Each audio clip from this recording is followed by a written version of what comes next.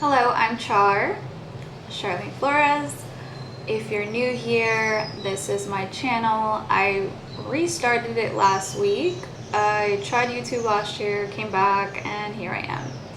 Today's video, I want to talk about Puerto Rico. So I live in Puerto Rico, and I know there's a lot of curiosity as to Puerto Rico right now. And a lot of people are moving here, like myself. I will tell you why I moved here, and I'll tell you a little bit about my childhood. I did grow up here as a kid, and like many Puerto Ricans, I moved to the US, and that was a decision my parents made to better their lives, to better their income, their finances, opportunities, just like many people. And of course, we are US citizens by birthright, and that's because of the little relationship that the US has with Puerto Rico. We won't talk about that in this video, but I will talk about things I like about Puerto Rico. So the nature has been amazing to get immersed into. Lots of jungle, lots of beach, lots of we have the only rainforest in the continental US. I believe I'm specifying that correctly. And we have rivers, we have mountains. We don't have enough mountains, for me anyway. I'm coming from California, where I never got to exhaust all the trails available, and something that I miss. And really tall mountains, but we have some mountains here. We have some, and then there's also, it's just nature all around. Like, you'll see cows on the side of the road, and it's like, island living is very unique. Slower rhythm of life, for me, that has been the top, because I'm very much go. I'm coming from living in some of the most metropolitan cities in the US. So I've lived in Seattle, I've lived in New York City. I'm from New York City originally, born in Brooklyn, and then I was in San Diego, which was a slower pace than the previous two, which is why I moved to San Diego. And I loved San Diego. I have plans to go back eventually, somehow, but San Diego has my heart. And technically it used to be Mexico, so it makes sense that I have like that strong connection to both these places. I'm Mexican and Puerto Rican, Mexican, so it makes sense, right?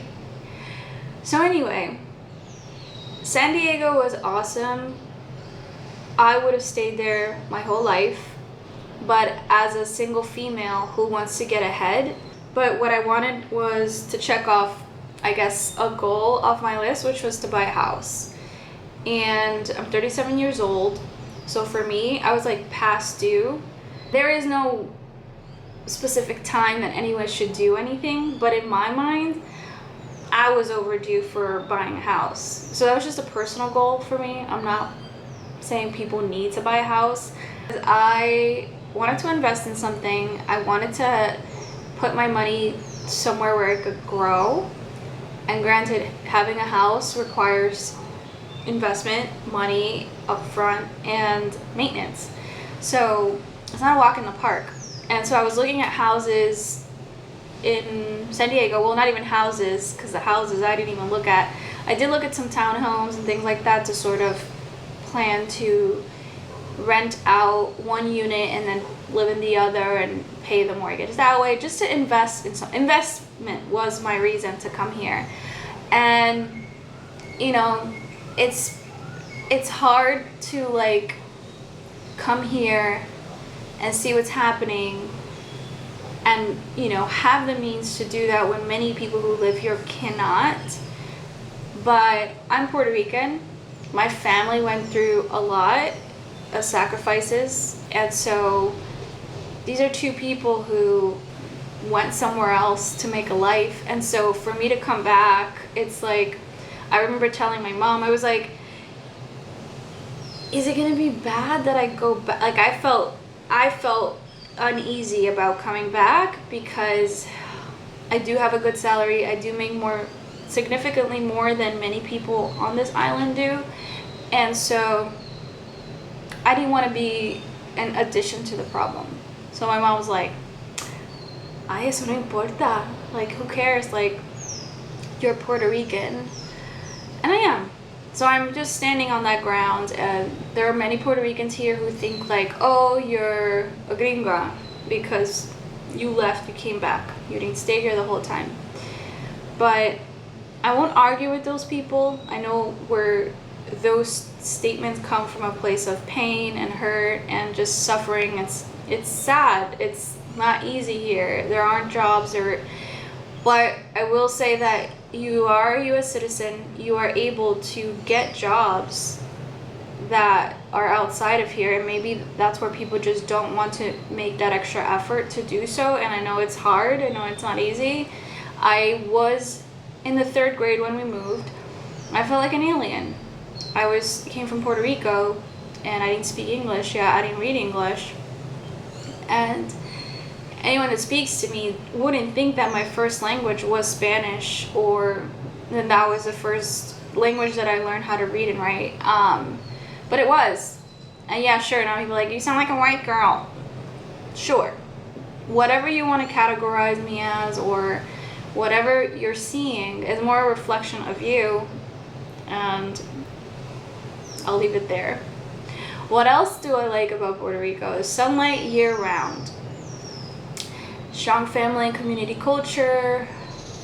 Food quality. So if you don't eat all the fried foods, which there's a lot of delicious fried food here, you can find a lot of fresh fruit literally down the street. Like when it's mango season, you'll literally see mangoes on the street, fresh for just taking. Like no one polices it. Some people pick them up and sell them, but if you see one and it's good, you just take it and eat it. Like it's really, like when I first moved here, it was bizarre because you're conditioned to think like fruit trees aren't for everyone. And so you'll see like all sorts of fruit trees, avocado trees. Avocados are expensive, you know, in the US. So when you see things just lying around, you're like, wait, it feels like a crime to pick it up and just take it. But it's crazy because that's the world we could live in if we were planting both female and male trees. But I'll leave that for another episode about female and male trees and how the US has purposely been planting male trees which cannot produce fruit, flowers, anything. It's just a tree. It actually creates I think pollen or some stuff, but whatever gives you allergies, creates allergy season. That's coming from the male trees. The female trees don't do that. The female trees produce fruit or some type of flower, vegetable, whatever. I don't know about vegetables. Anyway, it produces. It's, you know. So we can talk about that later. But so anyway, fresh fish, plantains. I have a plantain tree now. My handyman was so gracious to like give it to me as like a housewarming gift, because he was a handyman for me. They would cut my grass in my old house that I was renting, and then when I bought my house, they were like, oh my god, congratulations, they're so sweet and warm and nice. And so he planted a tree back there, and so it's like taller than Legolas now, but it's still quite small.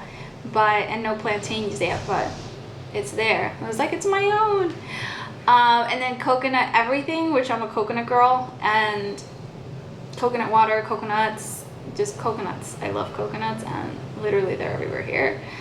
And spiritually and just nervous system wise, I've been reset. I don't know, like because of slowing down, meaning I'm talking slowing down in any way, because I was like ordering groceries and takeout, and anything could just show up at my door when I lived in the US. In San Diego, I had Instacart, I had Grubhub Seamless, and so I was just on, right? Like it's helped my finances, actually. It slows you down because you have to think twice about what you're gonna do, because it takes effort, right? For me, so let's say I'm like, oh, I'm gonna get takeout because I'm lazy, I feel lazy. It doesn't matter, because you can't be that lazy, because You either get up, get in your car, and go get the takeout because people don't deliver here, or you're cooking at home. So then I'm like, let me just cook, and I could stay in my house. I don't have to get dressed like a person, and I can just eat at home cozy instead of having to get in my car, you know? So, and even if I get takeout, like to go, you know, I have to go and get it and bring it back. So that's one big thing that's changed for me, is the way I think about what I'm gonna do as far as like errands and anything that before was just like on my phone. They don't have that here.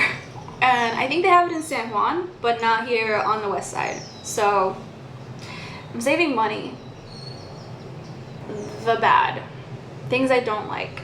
Obviously, the government's corrupt here. I can make a whole video about that, but I'm not. I think I want to say more positive, so I'm going to just run through the negatives. Infrastructure struggles, so power outages, water issues, like the water will go. You'll wake up and there's no water. It hasn't happened a lot where I live in this house, in this area now, which I love. I haven't lost power consistently like I used to. At the previous house where I was at, it was like every month I would lose power and have to go find a place to go work, because I need Wi-Fi, I need internet. I could use my hotspot, but only for a certain amount of time. So that was not good. And so you got to be adaptable to live here. You can't be, I don't think you can be very high maintenance unless you're going to get yourself some solar panels right away, and all sorts of adjustments that you need to survive here, like you're in The Walking Dead or the apocalypse, because quite frankly that's what it feels like. When your power goes out, and if you have meat in the fridge, if you have anything and you don't have solar panels, you have to either cook it or it's gonna go bad, because you don't know when it's not like the power goes out scheduled, or like they say, oh, it's out, let's give them an estimate of to when it's gonna come back. It's unknown. It could come back in 30 minutes or it could come back in 3 days. You just never know. It depends on what caused it. So yeah, healthcare I've heard is not good here, and I'm generally a healthy person, and I try to be, because I just don't like going to the hospital in general. And so I'm a veteran, so I go to the veterans hospital now. I canceled my employer insurance because it's limited, and I just don't want to go to the regular hospital. I've had a great experience with the veterans hospital here, and I can't complain, honestly. Every department's been great. So for me, I haven't experienced that, but I have people who I work with here at my company. We have an office here, and I have met people, even though I work for the team in New York City and in the US, I have gotten together with people from here who are part of the company here in Puerto Rico, and they have some issues with the healthcare that they're getting and their kids, and like getting appointments, and it's actually really, really not good. So that's something that if you were thinking about moving here, you have like chronic illness or something, like I definitely wouldn't recommend it unless you're gonna go the holistic route, which I always recommend. It's another topic. And let's see, cost versus income mismatch. Yeah, things are expensive. Things are expensive here. They are expensive. Fruit, vegetables, like I said, unless you're finding it on the side of the road from, yeah, you just gotta know that it's not cheap here. It's not. And we have the US dollar. Well, it's not like you're going to Mexico where the US dollar, which is not, it's not doing too well, like I heard, I don't know. It's not like it's gonna be worth more here, so just FYI. Career ceilings, I wouldn't know about careers here. I work for a company in the US. I don't think I'd be able to move here if I didn't have a career in the US or some type of business. That's just the reality of the situation right now in Puerto Rico. Weather extremes, obviously there's hurricanes here. Intense heat. The heat is, the only word I can use and I use often is it's oppressive. Oppressive. It's beautiful right now. I have all my windows open up here, back there, in the house. And it's windy today. It's windy, it's gloomy, it's cold. Not that cold because I'm wearing a tank top, but like comfortable. Like San Diego weather, which is my favorite weather in the world. Flood zones are a thing. I got lucky. My house is not in a flood zone. Usually you have to pay extra for insurance, and then I heard the insurance doesn't even really cover the event of an actual flood. It's very limited. So that's something to watch out for. And for me, I like the small town feel. I like going to the coffee shop and knowing the coffee shop people and like little things that I'd never had in a city. But then that also comes full circle because everyone knows everyone and everyone knows everything. So that's another thing I've experienced. Another story time. But it is not for everyone. It's just not. Like, I think that not everyone can live here, like mentally be able to do it. Like a lot of people leave for 6 months and come for 6 months. That's for many tax reasons and things like that. But even so, it's not for everyone. It's just not, because there's just so much that is different from your usual US life to Puerto Rico life that, and also like speak Spanish. Like so many people come here thinking like you don't need to speak Spanish. It's a respect thing, because yes, a lot of Puerto Ricans know English, but when you're not even trying and some people get upset that they're not speaking English, it's like, dude, you're in Puerto Rico, right? And I speak Spanish because I learned Spanish before English, and then I brushed up. Like, I remember when I first got back, like, it wasn't comfortable for me to start speaking Spanish again because it had been so long since I spoke it, like, regularly. But you just do it, and you try, and you do it. Like, just like when I was a kid, I had to go to the US and learn English on the spot, because guess what? If I didn't learn, I wasn't going to be able to communicate with anyone. Which obviously, like, yes, learn English when you go to the US. There's a lot of people I know that do not learn English when they get there because it just doesn't become like a necessity for them. Point is, be easy on people. Be easy on the US people that are coming here. Be easy on the Puerto Ricans or Mexicans or whatever that are going to the US and learning the language. Love trumps everything.